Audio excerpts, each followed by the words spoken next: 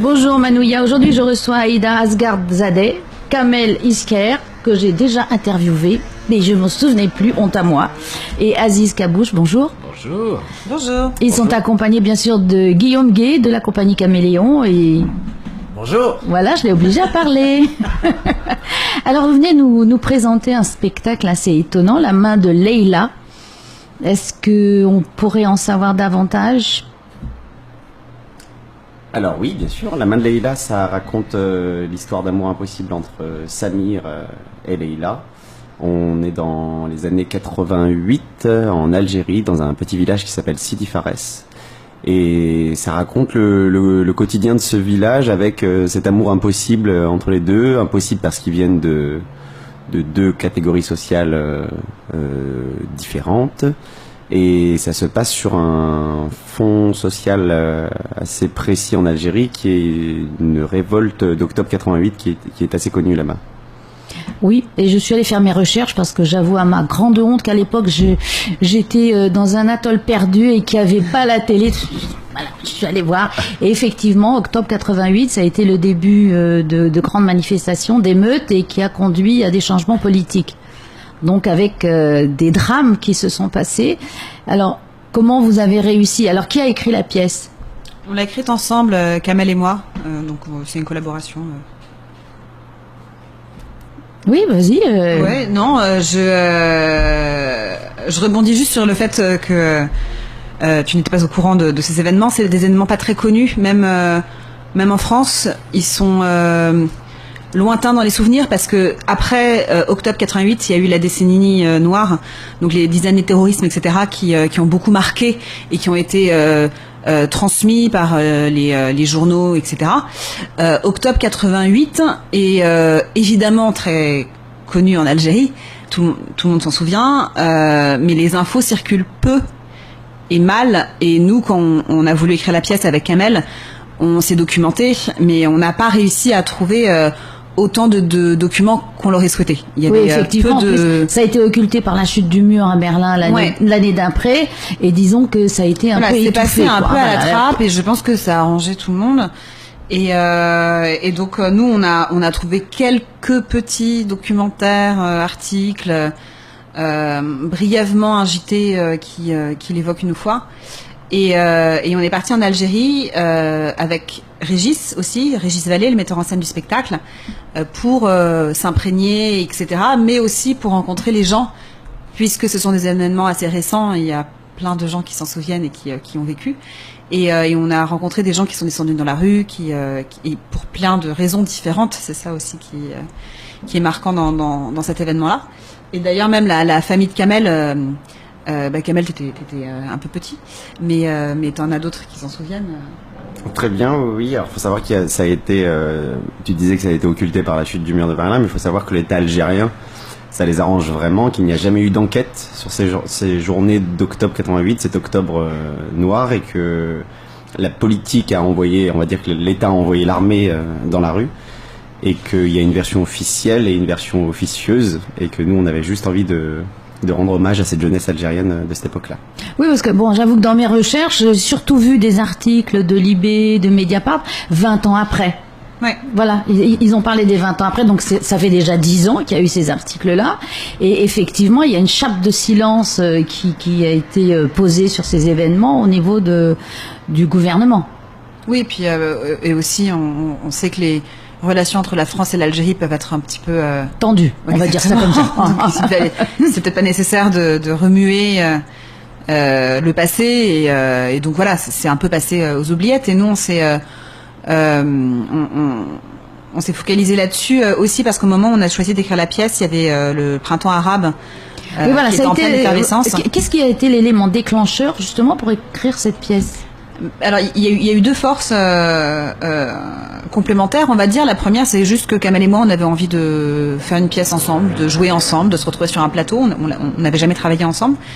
Et puis, l'autre chose, donc au début, vraiment, on était parti sur un texte qui existait déjà, mais on ne trouvait pas quelque chose qui nous portait assez. Et puis, un ami nous a conseillé d'écrire nous-mêmes notre histoire, puisqu'on avait une idée un peu précise. Et à partir de là, on a choisi l'Algérie octobre 88 parce qu'à ce moment-là, quand on a décidé de travailler ensemble, on était au moment du printemps arabe et que le Maroc, la Tunisie, l'Égypte, tout ça était en pleine... Ça bouillonnait. Ouais, ça bouillonnait. On entendait beaucoup parler et puis et on n'avait pas encore le recul sur ce que ça allait donner puisqu'on était en plein dedans. Alors 88, on n'a pas énormément de recul non plus parce que c'est assez récent malgré tout, mais on en a un petit. Et c'est pourquoi on s'est focalisé sur ces événements-là. Donc c'est une histoire d'amour interdit avec justement ce 7 octobre 88 qui va arriver et qui va tout bouleverser. Ouais. Et toi Aziz, tu joues dedans. Alors quel est ton rôle toi? Alors moi je suis arrivé après, donc mes deux jeunes camarades ont écrit la pièce, donc pour la petite aventure c'est qu'ils avaient écrit cette pièce pour eux deux. Donc voilà, ce spectacle devait se jouer à deux avec un certain nombre de personnages. Et quand ils ont commencé à travailler, ils ont rencontré nos producteurs actuels, Benjamin et Camille, et Acme Productions. Et donc à ce moment-là, le producteur, leur camarade leur a dit ça serait peut-être bien quand ils ont vu la foule de personnages de prendre un acteur un peu plus âgé, un peu plus mûr. Légèrement, on va dire ça comme ça. Tu as raison, voilà. Non mais afin d'aborder tous les personnages mûrs et matures dans le spectacle. Et donc à partir de ce moment-là, il y a un deuxième travail qui s'est mis en place. Donc ils m'ont contacté, on s'est rencontrés, je suis parti dans cette aventure et depuis, voilà, on a inventé plein de personnages nouveaux et c'est comme ça que je suis arrivé sur ce spectacle avec eux.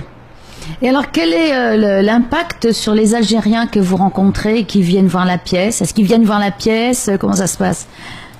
Il y a beaucoup de gens qui effectivement restent après la représentation pour nous en parler. Il faut savoir que c'est très tabou et que ça leur fait énormément de bien de pouvoir...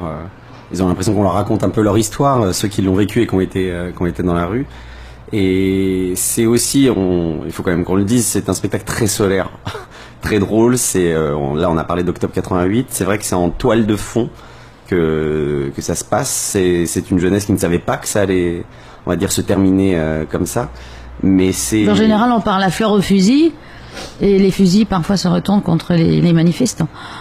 C'est ça. Mais on a surtout voulu avec Aïda que, effectivement, l'Algérie, pour ceux qui connaissent, c'est quand même un pays qui a une autodérision assez incroyable et c'est à travers le prisme de ces deux personnages-là qui sont très rêveurs, qui ne font que parler de cinéma et qui rêvent d'un monde meilleur et qui rêvent en toile de fond effectivement d'une vraie démocratie. Oui.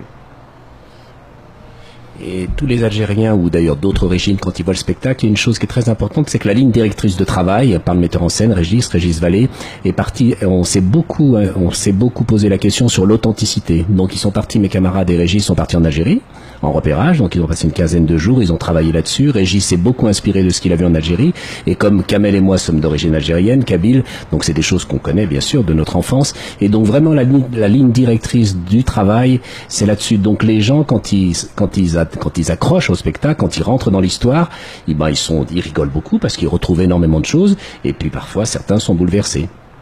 De toute façon, ça c'est l'écriture aussi qui fait. Tout à fait, oui, c'est l'écriture, c'est ça, mais ça, avec d'autres gens, ou alors cette pièce-là montée par quelqu'un d'autre, peut-être dans quelques années, aura peut-être une toute autre couleur. C'est-à-dire que c'est très important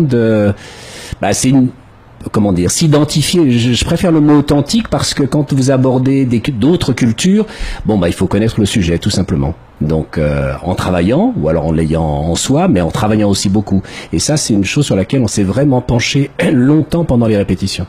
Oui, parce que j'ai vu quelques extraits. Donc les personnages, vous êtes appuyés sur les parents, les tatis, les tontons, les grands-pères. Oui, alors effectivement, on s'est beaucoup inspiré des personnages de notre famille, des amis, des cousins, des machins. Mais ce qui est rigolo, c'est que il y a quand même quelque chose d'universel là-dedans. C'est-à-dire qu'on reconnaît évidemment, par exemple, Hassan l'épicier, il est local, quoi. Enfin, c'est vraiment le petit épicier comme on l'imagine, et sans que ce soit non plus une caricature. Oui, c'est pas méchant, c'est l'image qu'on a, effectivement. Mais ce qui est drôle aussi, c'est que la grand-mère, qui est interprétée par Aziz, elle est, pour nous, elle est 100% algérienne. Et en même temps, tout le monde reconnaît sa grand-mère dans ce personnage. C'est-à-dire que c'est assez impressionnant. C'est la grand-mère universelle. Oui. Mais alors que on n'y pensait pas en travaillant, et puis je pense pas que Aziz se soit dit ce sera une grand-mère universelle. On est vraiment parti sur c'est la grand-mère algérienne, inspirée de ce que nous on connaît, etc. Et il y a quelque chose d'universel dans ces personnages-là où c'est des piliers en fait. C'est les grands personnages de la dramaturgie qui font qu'on reconnaît forcément, comme je sais pas la nounou dans Roméo et Juliette. Voilà, c'est quelque chose. Là, quand tu as l'amour, la figure de la grand-mère, de la sagesse, en même temps avec un petit peu de sourire et d'étincelles dans les yeux. Enfin, ça traverse les pays, quoi. Donc vous restez dans vos personnages ou il n'y a que Aziz qui... Non, Aïda joue plusieurs personnages, j'en joue plusieurs également, mais c'est vrai qu'Aziz a la palme puisqu'il interprète 7 personnages dans toute la pièce. Ah, quand même. Et la grand-mère, tu fais comment pour la barbe? C'est un peu... Pour la petite Elle est histoire. voilée? Non, pas du tout. Pour la petite histoire, quand on a décidé de travailler ensemble avec Régis, le metteur en scène, je lui ai dit, alors la barbe, il faut que je la rase. Il m'a dit, non, surtout pas.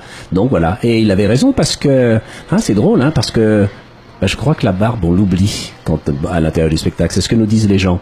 Et pour revenir sur ce que tu disais, c'est vrai que quand on voit quelques images de la bande-annonce du spectacle, parce que dans notre langue française, quand on dit ce sont des caricatures, on a tendance à être légèrement péjoratif. C'est-à-dire, oui, j'ai vu, c'est une caricature. Alors là, oui, ça peut apparaître comme ça, mais ce sont des archétypes de la société algérienne. Et les gens qui connaissent... Ce sont des portraits. Voilà, exactement. Voilà, ou qui ne connaissent pas. Ceux qui connaissent, alors vraiment pour eux, ils rigolent parce qu'ils retrouvent tout. Et ceux qui ne connaissent pas, commence à voir apparaître, ah oui, d'accord, et on comprend une anecdote, supposons un costume, je joue un policier, un gendarme, le gendarme algérien, la costumière qui, Marion au départ par rapport sur des costumes typiques, elle a fait son travail, mais je suis simplement en pantalon et en chemise, donc un jour j'ai relevé les manches, elle m'a dit non, tu devrais pas relever les manches, j'ai dit je pense quand même, tu sais, en Algérie, j'en ai vu quelques-uns, il fait chaud et tout ça, puis j'ai dit je voudrais des gants blancs, elle me dit non, ça va faire mime Marceau, j'ai dit non, et puis résultat, le costume, on s'est mis d'accord, et finalement après, elle était tout à fait d'accord en disant oui, c'est ça. Donc c'est des archétypes que nous avons construits parce qu'une fois de plus, aussi bien Régis, Aïda et tout ça, on a des choses en nous, on a des souvenirs, on a des choses réelles qui existent. Et donc on peut se tromper, mais là-dessus vient le travail, et quand on travaille sur un souvenir réel, alors les choses prennent une belle forme. Voilà, et puis c'est toujours le tour de force d'investir les personnages au fur et à mesure de la pièce. Tu fais 2 fois le même rôle ou moi c'est bon, voilà, moi c'est trop. Moi ils ont exagéré. C'était pas ça. Ils sont durs. Les jeunes sont durs. Voilà, c'est ça. Les jeunes, c'est dur. Vrai, mais c'est vraiment un spectacle sportif. Ils ont exagéré, mais on s'amuse beaucoup et je suis très heureux, bien sûr. Mais c'est un tourbillon, donc c'est un spectacle très sportif dans le sens aussi bien pour Kamel, Kaïda et moi. C'est vrai, j'ai plus de personnages. On n'arrête pas, mais on n'arrête pas. C'est-à-dire, on arrive derrière, on jette la robe, on enfile un autre et on re-rentre. Et même si on avait une habilleuse, on n'aurait pas le temps. Donc on ne peut le faire que tout seul. J'aimerais, à la limite. Oui, exactement, c'est ça. Donc on fait des changements. Alors des gens nous disent c'est Brachetti, on dit oui, voilà, parce qu'on est à la seconde près. Alors heureusement, quand on a un retard aussi bien Kamel ou Aïda ou moi, comme on se connaît parfaitement, on connaît le rythme du spectacle. Donc quand on sent pas le copain arriver derrière, on se dit ça y est, un petit souci de costume. Et parti fumer une cigarette, alors je sais. Non, donc on ralentit un tout petit peu, voire même on rajoute du texte. Un jour j'ai ma robe, je pouvais pas l'enfiler, on était à Avignon, il fait 40 degrés dans le théâtre, elle voulait pas rentrer, donc j'ai mis 5 secondes de plus. Et il a commencé à inventer du texte. Alors Yen Mahadja m'a dit attends. Et puis voilà. Et quand il m'a entendu marcher, alors il a poursuivi. Ouf, c'est bon, il arrive. Une petite anecdote aussi, c'est Aziz à la palme, effectivement, il a 7 personnages, mais il a aussi des récurrents, évidemment, dans ces personnages-là. Il y en a plusieurs. Et il y a un moment du spectacle où il enchaîne en costume de Rachid, qui est le policier. Après, il devient le colonel. Après, il devient la grand-mère. Après, il redevient le colonel. Après, il redevient la grand-mère. Bref, et vraiment, ça s'enchaîne très très vite. Il a à peine le temps d'enfiler qu'il est déjà sur scène. Et il y a une scène où il fait un professeur d'université, qui est une scène clé dans le revirement politique de l'histoire, et qui est très calme et très posé, et on explique un peu le début de la révolte. Et les premières représentations, Aziz entrait, puis il a un costume tout à fait sobre, les gens riaient dans la salle.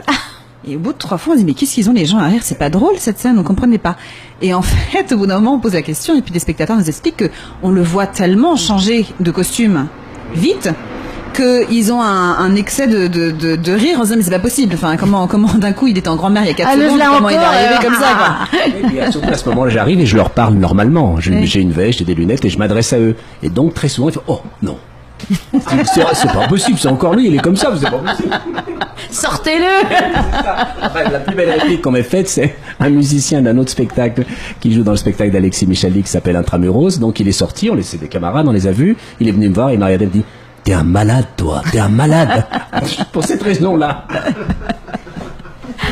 Bien, bah écoutez, alors on va vous donner rendez-vous à partir de quand? Vendredi? Allez, c'est Guillaume qui dit les dates parce que il bouffe. Faut bien que je bosse quand même. Oui, à partir de vendredi, c'est du 9 au 25 novembre. Donc les vendredis et samedis, c'est 19h30 et puis les dimanches à 17h. Voilà, et les billets sont en vente? Les billets sont en vente. On peut le dire chez nous, on s'en fout. C'est vrai, on s'en fout. Ah, Incroyable. Quel talent, quelle détente. À Radio 1. Et puis également Carrefour Harway, Carrefour Ponoia, Carrefour Phare. Et puis sur le réseau ticket-pacifique.pf. Et ben voilà. Voilà, et puis il y a plein d'infos sur notre site internet www.caméléon.pf et également sur notre page Facebook Caméléon Tahiti. Eh bien, merci à vous, Aziz, Aïda, Kamel et Guillaume. Merci beaucoup.